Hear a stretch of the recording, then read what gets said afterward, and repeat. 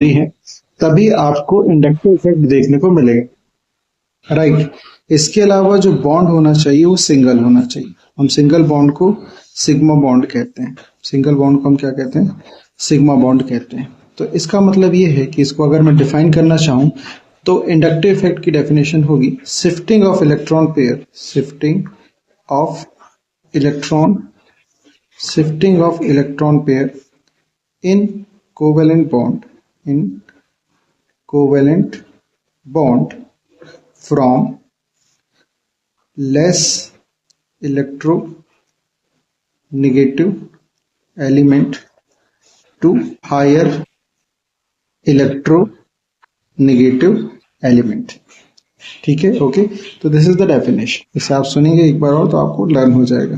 यानी कि shifting of electron pair in covalent bond from less electronegative element to high electronegative element.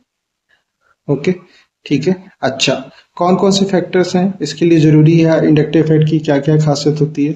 खासियत number 1, inductive effect permanent होता है। ये जो इफेक्ट होता है बॉन्ड्स का, ये परमानेंट, एटम के बीच में ये इफेक्ट आपको हमेशा देखने को मिलेगा। दूसरा, ये डिस्टेंस पर डिपेंड करता है।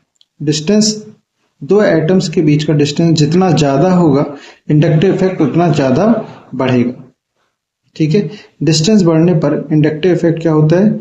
कम होता है, इनवर्सली प्रोपोर्शनल होता है। यानी कि हम बोल सकते हैं कि डिस्टेंस जो है वो इंडक्टिव इफेक्ट का इनवर्सली प्रोपोर्शनल होता है, 1 upon inductive effect. Distance is inversely proportional to the inductive effect. Okay, ठीक है।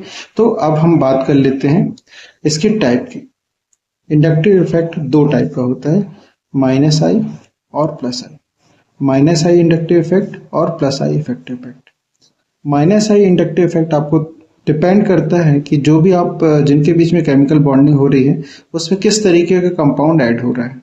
यदि उसमें कंपाउंड जो ऐड हो रहा है, यदि उसका नेचर इलेक्ट्रॉन विड्रॉइंग है, जैसे कि हैलोजन हो गया, या कोई भी फंक्शनल ग्रुप का नेचर होता है इलेक्ट्रॉन विड्रॉइंग, यदि इलेक्ट्रॉन विड्रॉइंग ग्रुप जुड़ रहा है, जैसे कि यहाँ पर HCl में क्लोरीन एक इलेक्ट्रॉन विड्रॉइंग ग्रुप है, तो इलेक्ट्रॉन की शिफ्टिंग इस तरफ को होगी, तो इसे अपन कहेंगे कौन सा इफेक्ट? इसको हम कहेंगे माइनस आई इफेक्ट।